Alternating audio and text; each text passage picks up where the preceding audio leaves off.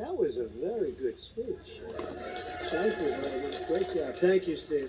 Thank you very much. So, we're here, and we begin. And I want to thank New Hampshire for the warm welcome outside. There are literally thousands of people. I don't know if you've seen them, but they're all, and no negatives, all positives. And it's really beautiful. It's a great welcome, and I'm thrilled to be back in this beautiful state that we all love. It's so near and dear to my heart. I want to take a moment to salute your incredible outgoing chairman. Steve, what a job you've done. You really dedicated. Steve, stepping up. 2 terms, outstanding service to the New Hampshire GOP, and Steve, just congratulations on a job well done. You work so hard. He loves the state. He loves the people of the state, and we all love you, Steve, and that's why I'm going to be making an announcement about Steve. Should I do it or should I just leave it? I'm I'm really excited to do this because so many people, and so many people would like to do it, but Steve is going to be stepping down, and he'll be coming on board as the senior advisor for my New Hampshire campaign. And he's going to help us to ensure that we have a win in the Granite State. In 2024, we stop the communists, we stop the Marxists. If we don't stop them this time, I think that's going to be the end. I really do. I believe that. I believe that we have to stop them, and we have to stop them quickly. Although your next state chairman has not been announced, I believe they're going to be doing that right after this.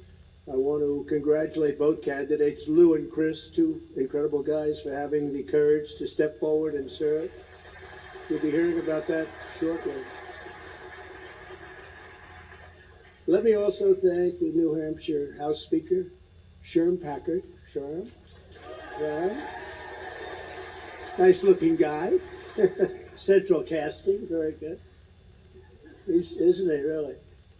House Majority Leader Jason Osborne. Jason? Hi, Jason. How are you? Thank you. Great job, Jason. Deputy House Majority Leader Fred Doucette. Fred? Hello, Fred. They're shy politicians. That means they do their job. The ones that aren't shy, they don't do their job. They sit down, they don't have to get up, because everyone knows the great job they've done. Thank you very much. Great job. All of you. Senate Majority Leader Sharon Carson. Sharon, thank you, Sharon. Great job, Sharon. And Executive Counselor Dave Wheeler. Dave? Thank you. Thank you very much. As someone who has won the New Hampshire presidential primary not once but twice, and by the way, I believe we also won 2 general elections, okay, if you want to know the truth. And I believe it very strongly, and plenty of other places also. But I know better than anybody what a special role the state has, the people have, and really it's a place for American presidents. And one of the things I told Steve, you can help with the campaign a little bit, but what I really want is help on that final day of voting. It used to be a day, right, with paper ballots. Now it's, in some cases, 64 days. How about that? We have 64 days to vote, and we have all machines. We have no paper. We have no nothing, and lots of surprises. I said, I really want the biggest help to be on election day or election period. Think of that. We have to call it an election period. Someday we'll be back to paper ballots. We'll be back to voter ID. We'll be back to doing it the way it's supposed to be, one-day voting. In France, they had an election. It was one day. They had 38 million people. It took one day, and by 10 o'clock at evening, all the votes were counted. You had a winner, you had a loser, and everybody said, good luck, see you next time. But we don't have that in this country anymore. We've gone crazy in so many ways. But that's why from the very beginning I've strongly defended New Hampshire's first in the nation primary status. I have been your defender. No, I've been your defender. And I've refused to let any Republican, and there are some, you know who they are, even think about taking that cherished status away. It's a cherished status, and they wanted to take it away. And we said, no, we're not going to do it. You see what's going on with the Democrats. They're taking lots of things away. And believe me, there are so many people looking to do harm to, and for generally no reason. You have an incredible tradition, and we're going to keep that tradition, and we guarantee it. And I said it last time, and I said it the time before, and I've lived up to that promise just as I have many other promises. So you have it. You're first, and you're going to remain first, okay? But if you look, just to try and compare it, look on the other hand, lost the New Hampshire primary. Joe Biden lost it badly. And it was a very tough time. He had a humiliating fifth place defeat, and now he's taking a revenge on the voters of your state by cruelly and disgracefully trashing this beloved political tradition. It's a great tradition.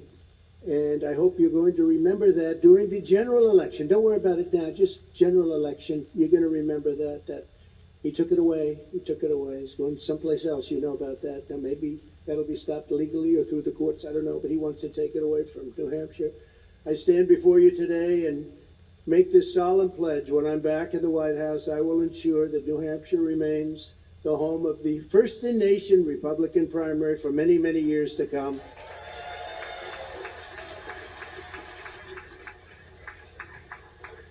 And I think maybe more than anything else, I've proven that I keep my promises. I've proven it more than just about any president, they say. But it's a true privilege to have this opportunity to speak with you on my very first trip back to New Hampshire. This is about the beginning, you know. This is it. We're starting right here as a candidate for president. And you've probably seen the polls. We're really doing great. You know, remember I used to, in 2016, I talked about polls all the time. In 2020, I didn't have to because we didn't have a lot of competition. We had no competition. And I don't think we have competition this time either, to be honest. But I talked about the polls. And I will say that our polls, we are so far ahead in the polls, both in New Hampshire. One came out this morning, a very nice poll, we're way ahead. And one came out yesterday, a nationwide poll, and we're 35 points up, 39 points up. That's a lot. We won't play prevent defense like they do in football, though, however. You know about prevent defense? The team holds them, and there's no way they hold them for almost 4 quarters, and then they have to just stop them one more time, and they go to prevent. And they always lose, don't they? We don't do prevent defense. We just keep defending, and we're going to win, and we're going to win very big. But our polls have been fantastic. Everyone in this room shares the one key mission. We're going to defeat Joe Biden, and the radical Democrats. These are radical left people. I think in many cases they're Marxists and communists, and I used to say that seldom. Now I say it all the time because they are. You look at what they're doing to our country, and we're going to turn New Hampshire red on November 5th, 2024, and I hope we can have the help of everybody. Under Biden, our nation is being destroyed by a selfish, radical, and corrupt political establishment. That's what it is. Nobody even knows why. Why are they doing these things? Guys like Adam Shifty Schiff, AOC +3. The three love it when I say that, you know. They love that. They love hearing AOC +3. Oh, I'm one of the three, but they're bad. Crazy Nancy Pelosi and crying Chuck Schumer and the group, they're running our country right into the ground. They're destroying our country. To save America, we need a leader who's prepared to take on the forces laying waste to our country. And we need a president who is ready to hit the ground running on day one. And boy, am I hitting the ground. You know, I said, the fake news, we have a lot of news today. Some of it's fake, but some of it actually are very good. Some I'm very impressed with.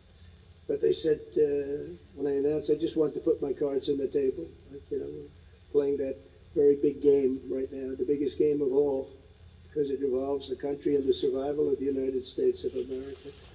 But when I put the cards on, and then I said, all right, let's go. They said, he's not campaigning. This is like about a month ago when I announced. Well, I said, you know, I got 2 years. They said, he's not doing rallies. He's not campaigning. Maybe he's lost that step. I'm more angry now, and I'm more committed now than I ever was.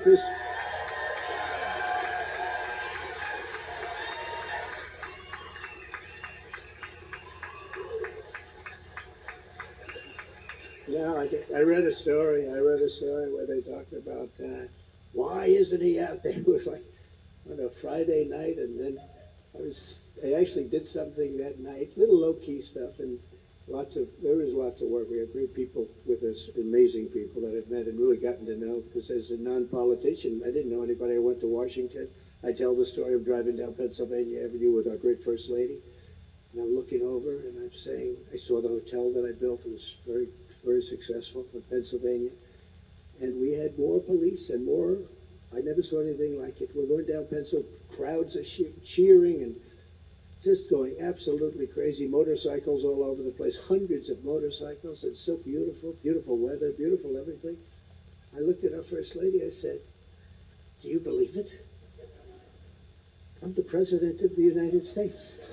And I was never a big Washington person, you know, it wasn't my world. I was a New York person, so I didn't know the people in Washington like a politician would who spent 25 years and then ran for president. So I had to learn, and I had to learn quick. And I've learned over 4 years. I know the great ones, and I know the not good ones. I know the rhinos that aren't going to get it done, and I know people that are going to really get it done. I had to rely on, in many cases, some rhinos that we didn't even know if they were rhinos or not. But, you know, they're more dangerous in many ways than the Democrats, I tell you. They are actually, they're more dangerous. And we have incredible people. You know, when you think of what we've done, we had the largest tax cut in the history of our country. We had the largest regulation cuts in the history of our country. We had the safest southern border in the history of our country. We had the least amount of drugs in decades and decades. Right now, it's 10 times the drugs are pouring into our southern border as when I left. Think of that, 10 times. Not 100% more. Think of that, 10 times more. It's coming in like water and cheaper than candy. Fentanyl, you buy cheaper than candy. You can go buy a candy bar, costs you much more than fentanyl, and they can kill the entire nation with it. And frankly, that's probably what they're trying to do. So we had it done, and we had a great thing going, and we had built hundreds of miles of wall. All of the things that we did to make it so good. Stay in Mexico. Nobody even heard of it. Stay in Mexico. Mexico said to us, well, we're not going to do it. I said, yes, you are. You are. I said, no. You're going to do it, 100%. Then a representative came down, and I dealt with somebody, a very nice woman for the State Department. She worked with Mexico, on Mexico for 25 years. Very nice. She said, sir, you can't get these things. Stay in Mexico. They'll never agree to that. They'll never agree to any of this stuff. I also said I want 28,000 soldiers from Mexico guarding our borders. Will you pay for it? No, we're not paying anything. And so she smiled, and not as a bad person, she smiled. She thought it was an immature ask. I said, no, we'll get it. 100 to 1. I mean, I will tell you, it's not even a chance that we want. They said, sure, okay. Then the representative from Mexico came into the room. I'll never forget. Nice guy, too, quality guy. And I really like, even though he's a socialist, I really like the president of Mexico. We have a very good friend. In fact, it took him a long time to call up President Biden. It took him a long time. He couldn't, you know, there were many leaders of countries that just couldn't do it. They didn't believe it, actually. Even though we were very tough on many countries. We were tougher on Russia than anybody would have been. As you know, that would have never happened. The horror show that's going on right now would have never happened. But many, many countries felt that way. They just, you know, didn't believe the result. But I said, here's what we need. We need 28,000 soldiers, and we want everybody staying in Mexico, never coming into the United States until we have them approved. So he said, no. And I said, here's what's happening. If you don't approve it, then we're going to put a tariff on all of the cars that you stole from our country to make in Mexico of 25%, and every product that's made in Mexico is going to have a tariff of 25% on it, which would amount to tens of billions of dollars for the United States. So the same gentleman, and he's a nice guy, he said, I can't believe you do that. I said, no, 100%. Here's the document right now. I'll sign it. It's a Friday. And this goes, in effect, this goes on Monday at 8 o'clock in the morning, and I had the document right here. Showed him the document. He was a little surprised. He said, may I take 5 minutes and make a call? I wonder who he called. Called the president, and came back. Sir, we'd be honored to give you 28,000 soldiers, and we would be honored to keep everybody in Mexico, even the MS-13 gang members and everything, until such time as they have to. And we had it going so good. And then think of it, they didn't want, they come in, they said, come into the United States. They stopped the wall construction. We had built hundreds of miles of wall, but they stopped the construction. 3 weeks, it could have been the addition, because we added a lot more than we originally said we were going to do. We had to wait 2.5 years because the Democrats sued us. We had 11 different lawsuits. We won all of the lawsuits. I actually got a lot of the money. I took it out of the military because I consider it to be defense of our country. What's coming in it's an onslaught, what's coming in. And we did all of those things, and then they come in, and what they've done to this country is incredible. Even staying out for medical reasons, you know all about that. Stay out for medical reasons. I mean, people are very ill, and they're coming into our country. Now they're emptying out, as you know, their prisons, and they're emptying out their mental institutions, which is, you know, they're very smart people. I dealt with the leaders of those countries. I know them all, and they're very streetwise. They're very smart. They live and they do well. But why should they pay for mental institutions when we can dump everybody into the United States? Why should they pay for prisons? It's massively expensive. It's a big portion of their budget. Why should they take care of MS-13 gang members, the worst anywhere in the world? Why should they do that? When the stupid people running the United States will do it for them. And what they're doing is poisoning our country. We can't let it happen anymore. Every day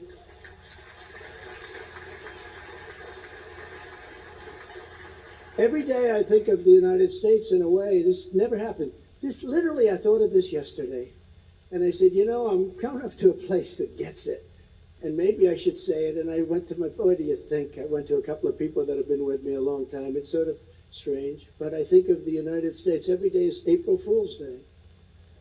And they said, sir, what do you mean by that? I don't like the sound of that. I said, well, listen to this.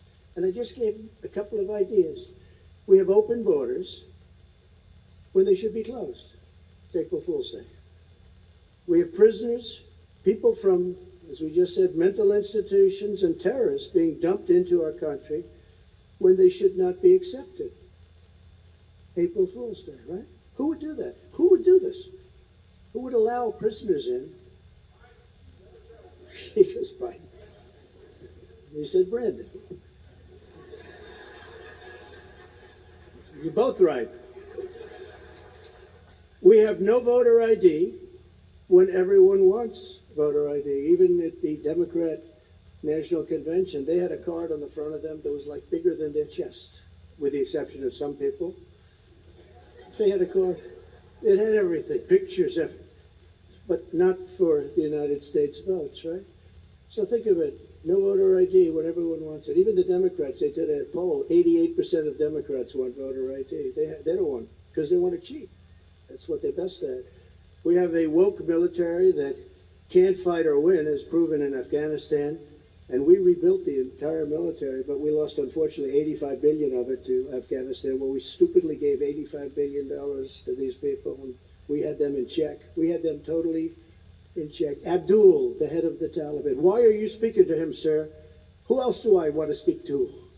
Who else am I supposed to speak to? We want to end it. And I told Abdul, I said, Abdul, you're killing a lot of our people. They did a lot during the Obama administration. The snipers, they were killing our soldiers left and right, a lot of them, and the roadside bombs. You all know, because it's a very military state, very state-focused on the military. I said, Abdul, you're killing a lot of people. Here's the story. If you do this anymore, we're going to hit you harder than anybody has ever been hit by this country. And that's pretty hard. We're going to hit you so hard, left and right, up and down. You're going to regret it. You have to stop. There's no more.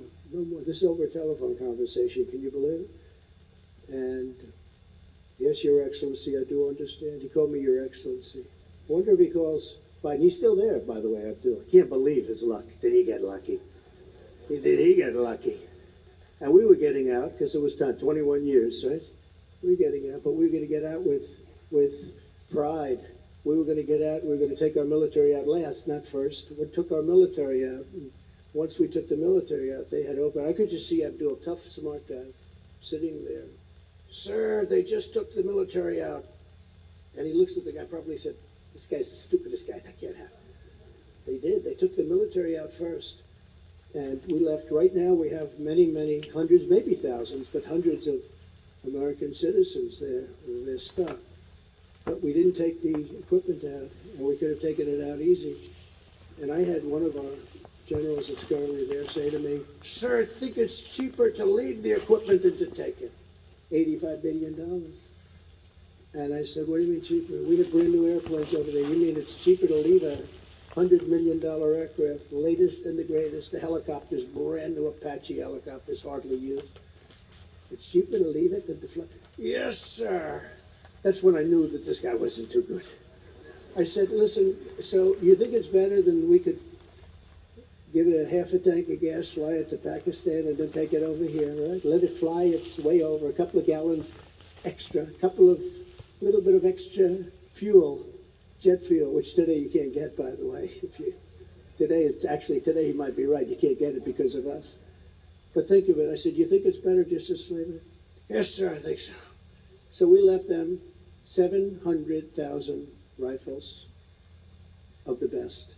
We left them 70,000 vehicles, many of them armored, cost millions of dollars. Armored plate, 4 inches of steel on the bottom.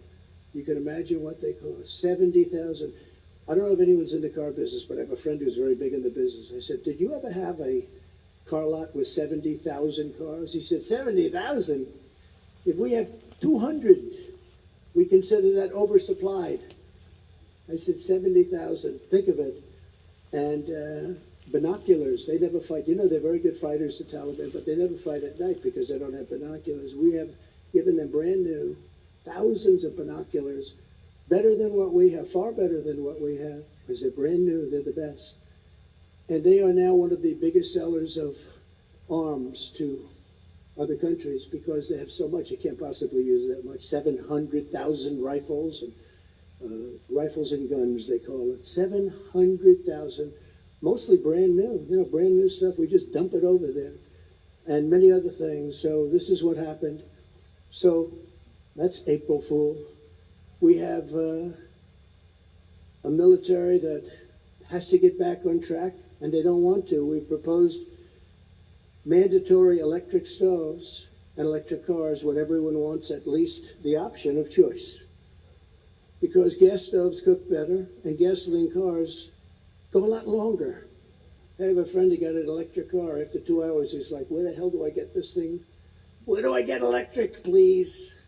He used to drive for 12 hours. Now he drives for a very short period of time. But he's happy because he thinks he's helping the environment. I said, "You're not helping the environment." You knew where the batteries were made. All made out of China. And they're all made with minerals and substance found in China. The substance we have is, and more than anybody else, is something that gets refined into gasoline. And we have more than it, and they don't want to use it. This is a plot. We have people in the midst of the greatest crime wave in history that want to defund our police. That's April Fool's, isn't it? Right? Let's defund the police. You can't even get your car. You go to New York, nobody ever gets prosecuted. I'm the only one they go after. I go after. It's true. No, it's true. Nobody gets prosecuted. They go after me. I have a man, he's 75 years old. He got prosecuted because he didn't pay tax on a company apartment. Who does? I mean, do people pay? He didn't pay a tax on a company car. 75 years old, he has a company car. Didn't pay tax.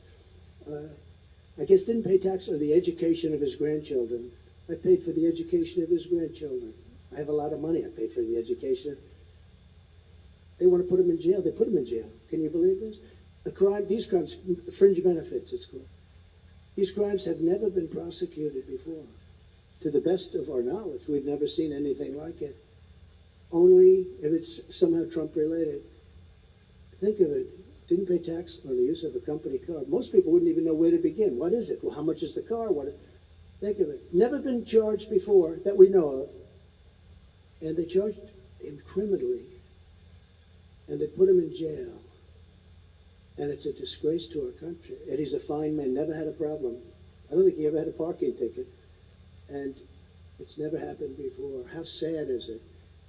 And that's what's happening to our country. We're going Marxist. We have skipped socialism. That train has already left.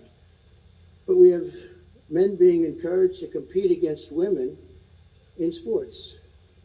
Okay?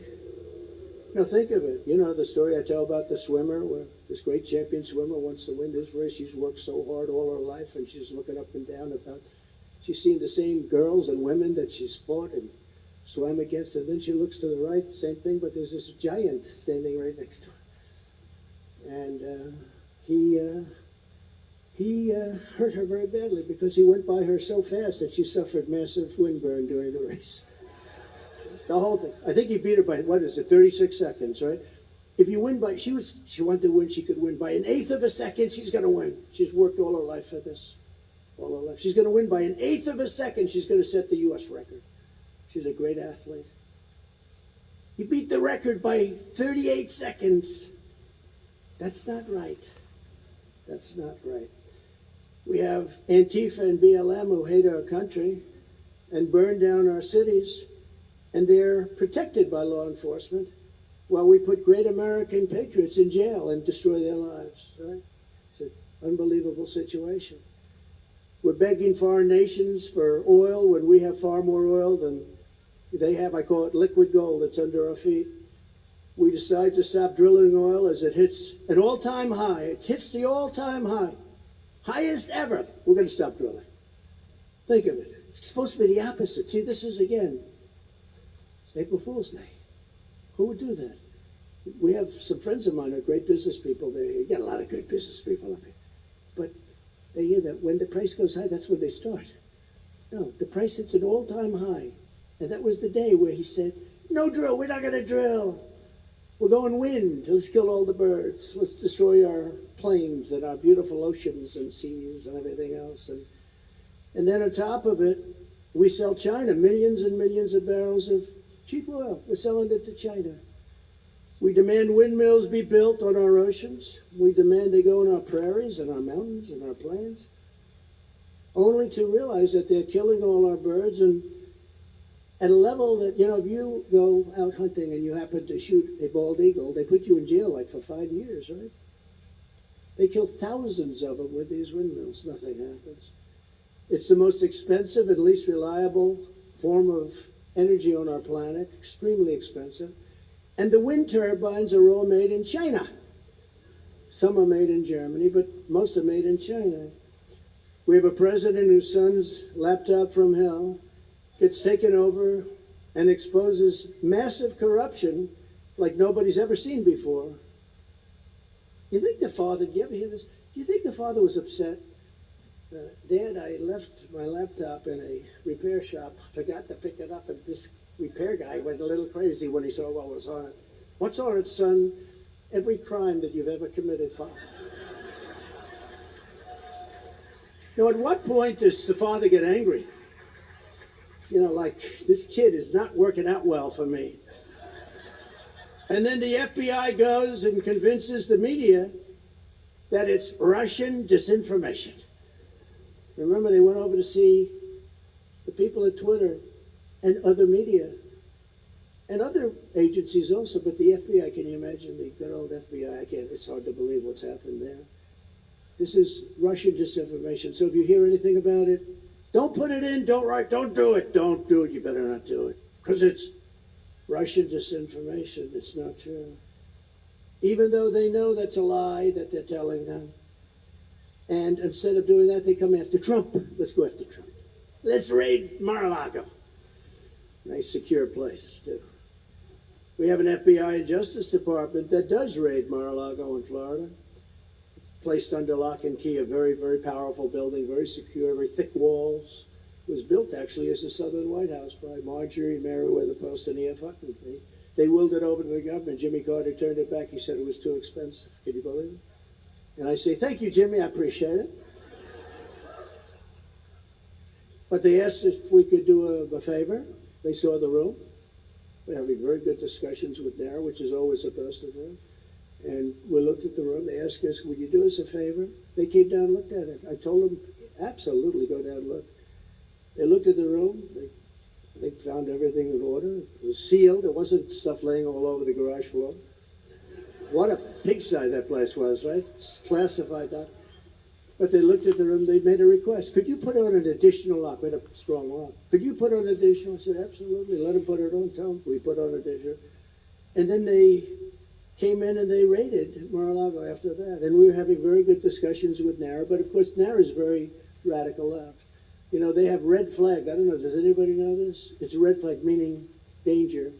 The Constitution of the United States and the Bill of Rights. Can you imagine? This is what we're dealing with. They have it red flagged. But, so they raided. But if you take a look at it, and if you look at all of these things that I could name, I was going to go longer, but we want to get to who the hell your next boss is going to be, okay? I was going to go a lot longer, but honestly, I said, you know, I'm not sure the cameras have that much time. Look at all that press, look at all that media. That's because this man, this great man's leaving. That's why. That's because Steve is leaving, and he's coming with us. Thank goodness. If he wasn't coming with us, I might just have to forget about New Hampshire and just mark it down to a loss. But with Steve, I don't think we can lose. I don't think we can lose. I think with Steve, we're going to mark it down to a victory. In recent weeks, I've begun to introduce our bold, ambitious agenda to control and confront the colossal disasters that Joe Biden is leaving in his wake, what he's done to this country, the damage. I say all the time in the rallies, which is starting very soon, even though it's still very early. I almost, they're forcing me into the rallies. You know, why isn't he doing rallies 2 years early? You know, but we're going to do them soon. I think we should do a big one up here, Steve. Okay, let's do a big one. They love our rallies. Bigger than they've ever been too. And the reason, you know, it's bigger, it's hotter, there's more enthusiasm now. I'm in Florida and I'm driving over to a big meeting, a destination. We go different ways sometimes. And they're driving over and we're passing signs. And every lawn has Trump 2024, Trump, the spirit. And the spirit is because they knew what they had and now they look at what's happening to our country. So the spirit's even greater. Within hours of my inauguration, we will restore every border security measure of the Trump presidency. We had it so good.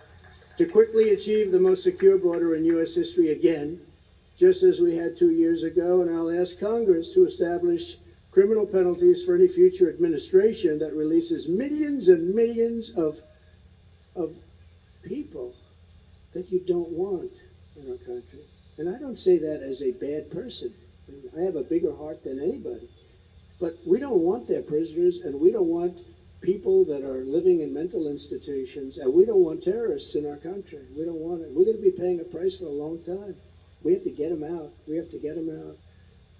They poisoned our country. The people who launched this invasion, because it really is an invasion, we believe those people belong in jail. Something has to happen.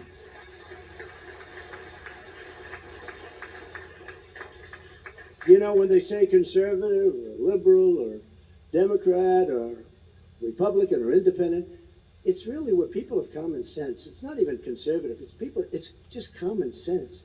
You want to have borders. You want to have voter ID. You want to have these things. And it's just, look, there's two reasons this could be happening. The list that I read, and there's so many more, but the list that I read, there's two reasons. They're stupid, which they're not, because they're great at cheating at elections. They're not stupid, they're vicious. No, anybody that cheats like that can't be stupid. But they're either stupid or they hate our country. And it has to be they hate our country, because who would allow this invasion of our country to take place? Despite 2.5 years of working and all of the things we did, I mean, to get this stuff in place, and then they just walk away from it. We worked 2.5 years to get it. We had to negotiate with Mexico and stay in Mexico. We had to, that was another deal. I think I pulled another tariff one on that one too. We're going to charge you so much. But they were great. And they understand it too. They really understand it. And I came up with the name Caravan because we had caravans of 15, 20,000 people pouring in. I'll tell you what, we had it stopped pretty early.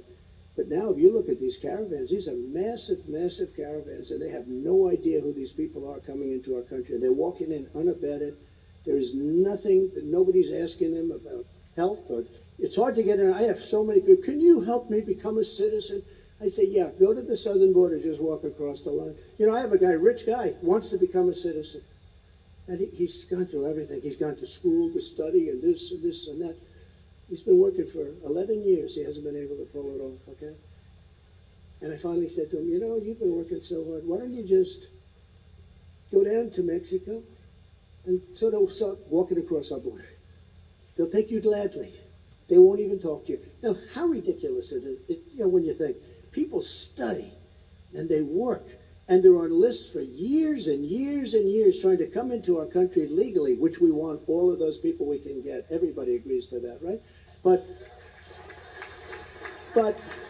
you have other people that are prisoners and that are very ill in many different ways, including mentally, and they just walk into our country. It's just crazy. And once they're in, they never get out. Although we took out thousands and thousands of MS-13 gang members. They were really killing pieces of... They were killing Long Island and other places. Under Biden, fentanyl, heroin, meth, and other legal drugs, these are lethal drugs, absolutely lethal drugs, are pouring across our wide-open border at levels never seen before and 10 times greater than just 2 years ago. Think of it, 10 times. Devastating communities all across our state. The drug cartels are waging war in America, and it's time that America wage war on the cartels. We should. You know, I got very badly criticized by some of the rhinos, mostly, that said, oh, behind the scenes, he was saying that maybe he's going to hit Patriot missiles into these drug dens. And they announced it, one of the stupid people, like a Bolton or somebody, these are stupid people. But they said, he's going to go into those areas and he's going to hit him with a Patriot missile.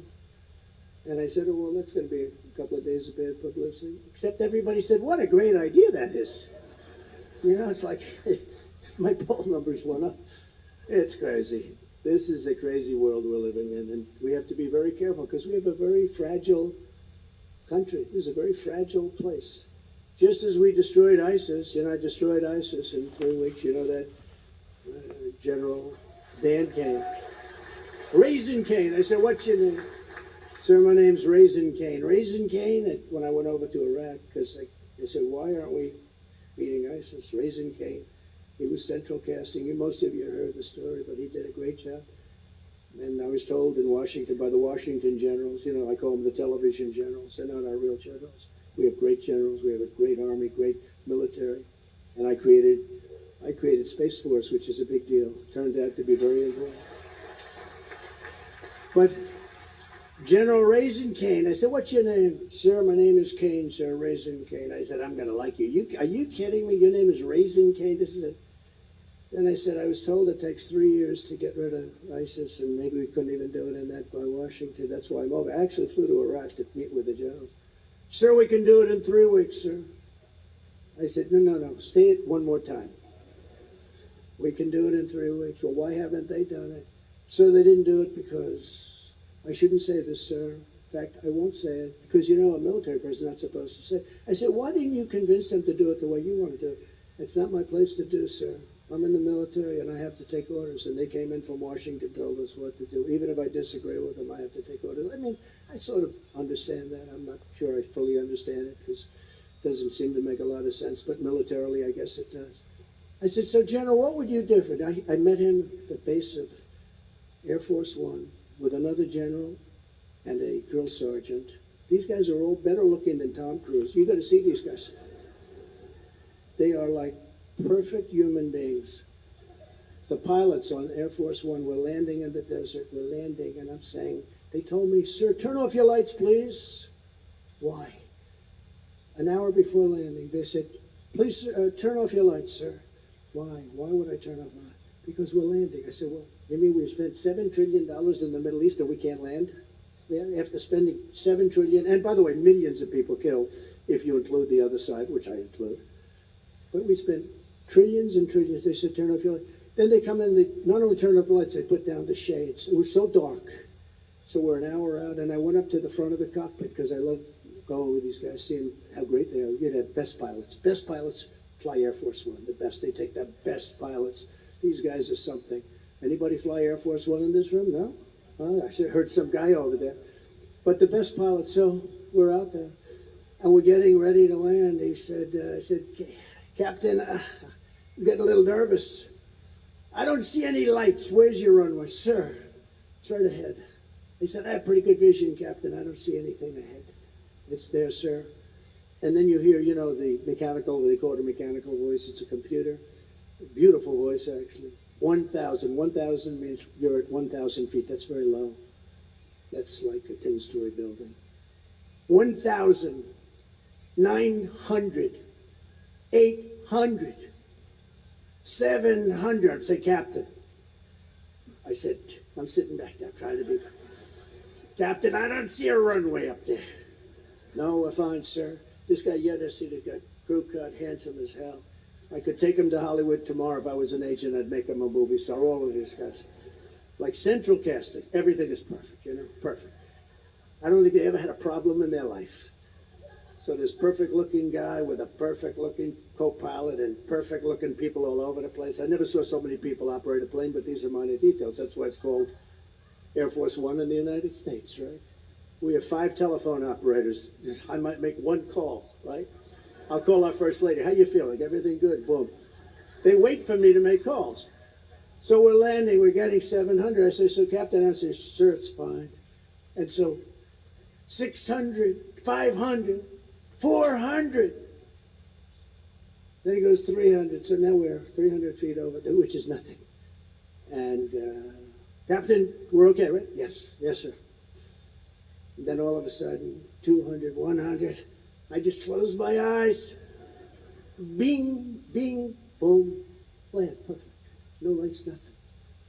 I said, good. In fact, I checked immediately. I wanted to see whether or not I could award myself as President the Congressional Medal of Honor. Right? I wanted to see, but I don't know, Steve. I don't think it would have played. I don't think the fake news media back there would like it. They wouldn't be happy with that. Can you imagine if I awarded, they said, this is not good. But I don't think I had the right. But anyway, I got off the plane, I see General Kennedy. He said, no, sir, no, we can take it 3 weeks. We can do it in 3 weeks. He said, sir, would you like to rest? I'll never forget. I'm walking off, and these beautiful-looking soldiers are there, generals and colonels and everybody. It's like central casting. You could make a movie. If I took a camera, I would have made a movie out of it. But I walk, I say, he says, sir, would you like to rest up? I said, no, I don't want to rest up. Let's go right to work. Now, do you think Biden would say that? I don't think. He'd rest for 3 days. He'd rest for 3 days, and then they'd walk him back to the plane. They wouldn't have a discussion. No, I said, let's go to your room. So we went up to this gorgeous room. This is a fortress. This is an incredible fortress with, 22-inch walls of concrete. I mean, this is really an amazing thing. And we go into this area that's very secure, with no lights at all, practically. And we turn the lights on, there's no windows. I mean, just purely, it's a bunker, really. It's a bunker, highly sophisticated stuff.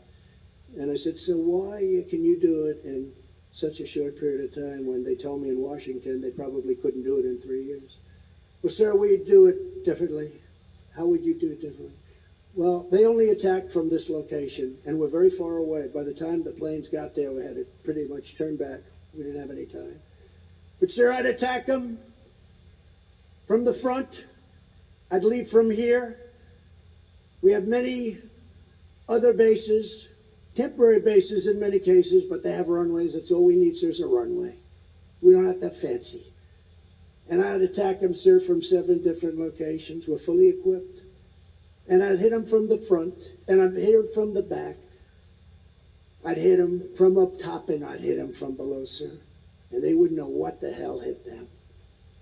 And you know what, sir? I think we'll do it in about 3 weeks. I said, why didn't you tell this to these people? It's not my place, okay? I said, General, let me give this a little thought. I go back to Washington. I say, you sure you can do this? Yes, sir, I can do this. We can do this properly, the way it should be done. I'm telling this story, I'm telling this story because we have an incredible military. And you have to understand it. When you see these blundering idiots that leave $85 billion worth of equipment behind, the best equipment in the world that I bought. I bought the best Apache helicopters. I bought it. I rebuilt our entire military. We had great people. You know, we had some people that got in through the rhinos and got in some bed. But, I mean, for the most part, we had incredible. We rebuilt the entire military. I tell you this because you see these blundering fools on television that say I shouldn't be standing in front of a church with a Bible. Remember? That was a terrible thing to do. I'm standing with a Bible in front of a church that these terrorists tried to burn down the day before. And they're saying, oh, they wish they didn't walk because I tell you what, these are fools. But I'm telling you because we have an amazing military. So after a short period of time, they hit them hard. And 100% of ISIS was gone. That was it. 100%. It was gone. 100%. So we have a great military, but we have some fools right now on top. As I announced this week, we will eliminate federal funding for any school that pushes critical race theory or left-wing gender ideology.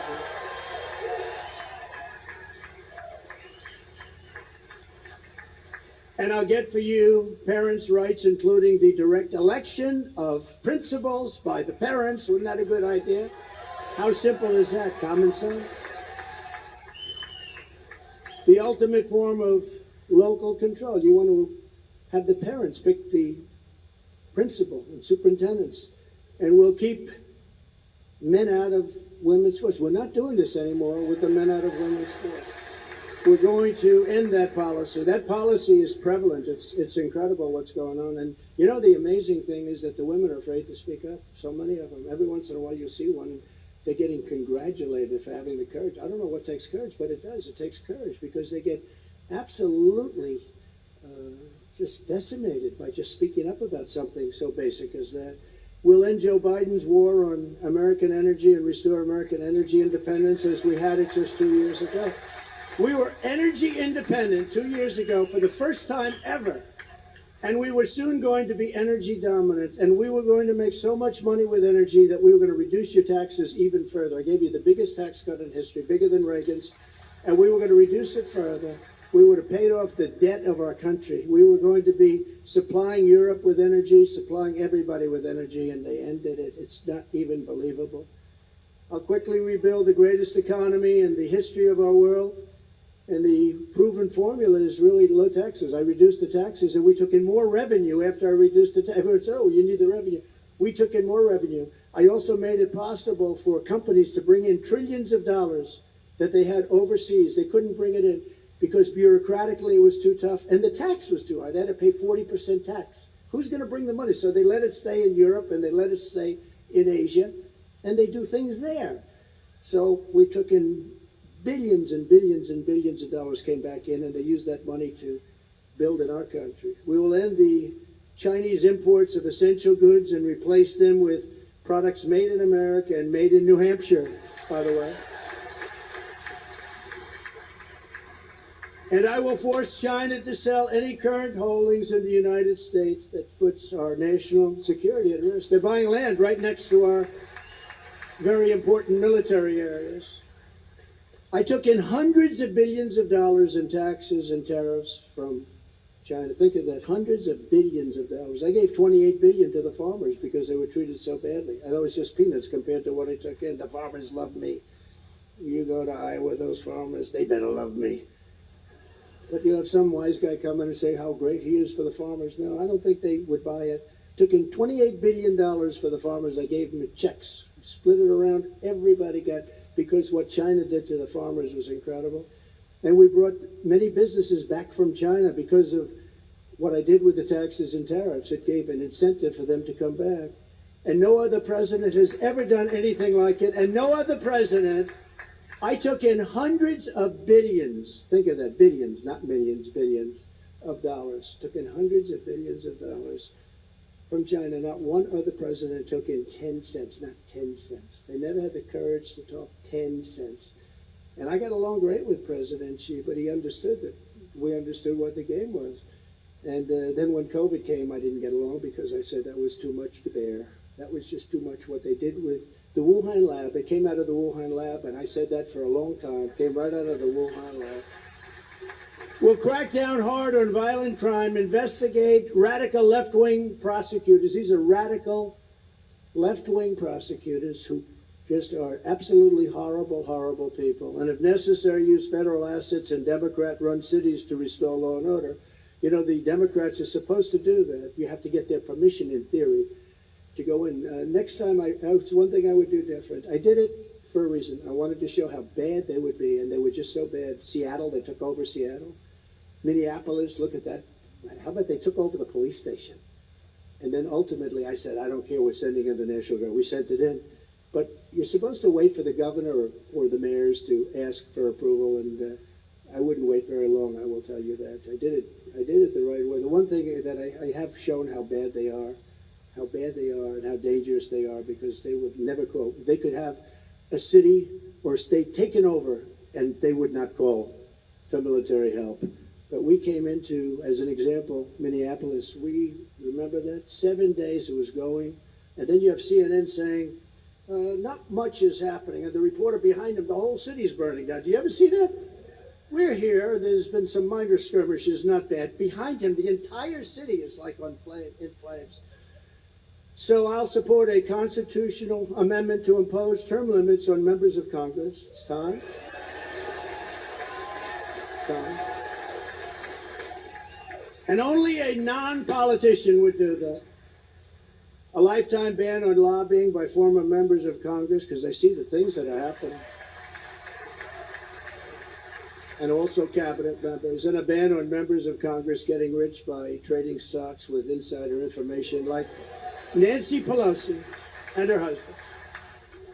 We will keep America out of foolish foreign wars, just as I did as Commander-in-Chief, and I will restore it's called peace through strength. By the way, and everyone thought when I ran, they said, this guy's going to be in world, remember Crooked Hillary? He's going to cause a war in his first week in office, because they think that's my personality type. It's actually the opposite. My personality kept us out of war. And I told you before, would have never happened with Russia, would have never gone in, Putin would have never, ever gone in. And even now, I could solve that in 24 hours. It's so horrible what happened. I mean, those cities are demolished now. The people, I'll bet you have millions. It could be millions of people. How can you, they bomb a city to the ground. These big buildings come tumbling down. They say 2 people were injured. Not 2 people. They lie. I mean, they lie. But if I were president, you would have 0 chance that war would have happened. And even now, as bad as it is, should have never, ever happened. I mean, the country, how does it ever rebuild those cities, those magnificent buildings that came down that are 1,000 years old with the gold domes? You can't do that. But it would have just so sad to see that a deal would have been made very quickly. I'm not even sure a deal would have had to be made. I don't think he would have never done it. And let's see what happens with China and Taiwan, because they see how incompetent we are. So let's see what they're going to do there. But we will root out the deep state and stop the weaponization of federal agencies, because there's a weaponization like nobody's ever seen. We will use every tool at our disposal, we'll give to Steve, to defend election integrity, and we will dismantle the illegal censorship regime and bring back free speech to America. And as they say in New Hampshire, live free or die. That's pretty good, right? Live free or die. So, wow, that's good. Proud of that's great. That's great. Live free or die. This is just the beginning of our agenda. I look forward to returning many times. I'll be here many times. I'll be with you. I like it here, first of all. I guess if I didn't, maybe I wouldn't be back so much, but I love the people here, the great spirit, the incredible people. Thank you.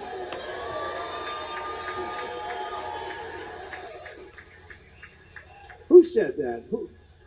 Stand up. That's it. How nice is this woman? Thank you very much. That's very nice. Thank you. I appreciate it. 1 year from now, we will win the New Hampshire primary, and then with the help of the good people of this state, I love the people, we are going to take back our country, and we'll take back the White House, and we're going to straighten out the United States of America. Okay? And God bless you all. Now I'm